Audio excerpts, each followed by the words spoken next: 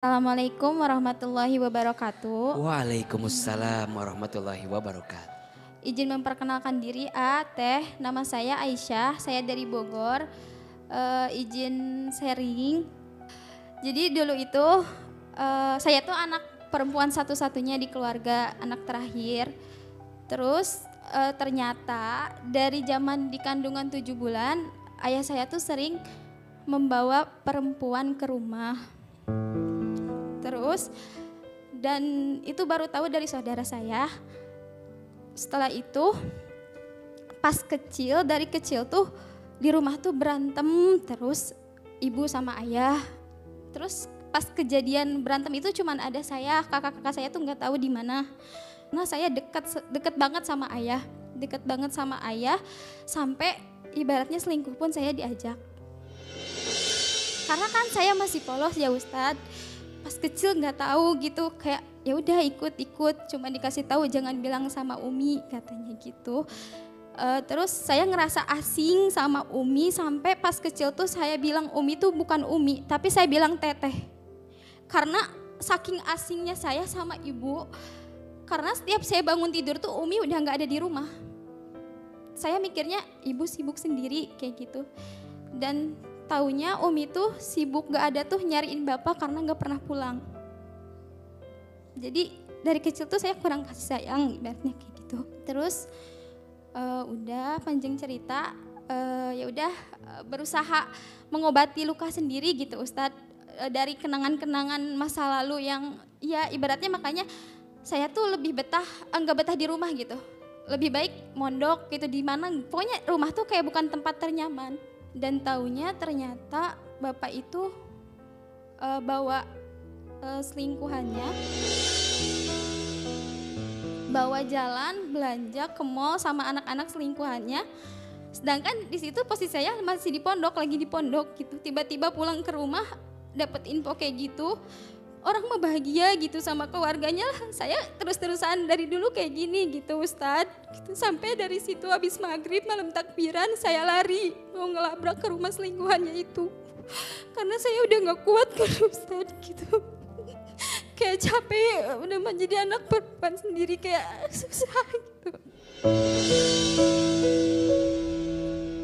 Aisyah bingung mau jawab, kayak emang gak ngerasain gitu. Aisyah punya trauma sebesar itu gitu Ustaz, boro-boro mau nikah trauma ini aja belum sembuh gitu, susah percaya sama orang gitu. Apa yang mau Aisyah sampaikan kepada ayah jika kemudian yang Aisyah hadirkan hari ini mungkin Bapak menyaksikan, apa yang mau Aisyah sampaikan? Aisyah pengen kayak dulu lagi deket sama Bapak.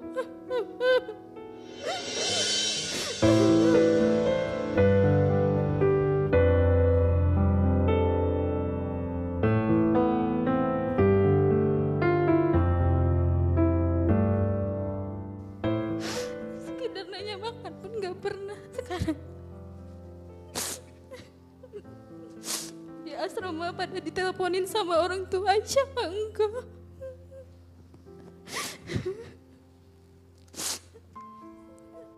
Baik, Masya Allah, Tabarakallah, Subhanallah, Walhamdulillah.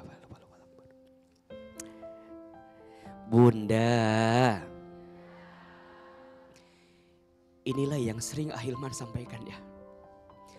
Ternyata sikap ayah itu akan jadi sesuatu yang dilihat oleh anaknya di waktu yang akan datang, betul? Ayah itu pemimpin keluarga. Ayah itu role model, portofolio terbaik, teladan di keluarga. Dia pemimpin. Maka apa yang ditampilkan olehnya benar-benar akan ditiru, dilihat oleh anaknya. Maka belajar jadi ayah yang baik untuk semua para ayah, termasuk ini nasihat juga buat Ahilman. Merasakan sekali bagaimana perasaan Aisyah. Semoga ada kesempatan untuk bisa bicara langsung dengan ayah, dengan Umi. Kadang kita butuh mengungkapkan perasaan. Karena semakin dipendam semakin sakit. Maka dalam Islam Katakan. Walaupun yang dikatakan itu sakit. Sampaikan. Walaupun yang disampaikan itu mohon maaf. Mungkin akan sakit. Balighu anni walau ayat. Sampaikanlah walau satu ayat. Walau satu kalimat. Jangan diem. Ngobrol. Komunikasi.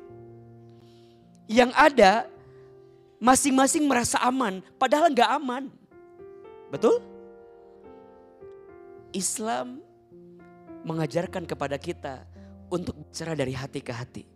Fi qulubihim maradun fazadahumullahu maradha. Di hati mereka ada sesuatu yang dipendam rasa sakit. Dan rasa sakit di hati akan menambah penyakit-penyakit yang lainnya.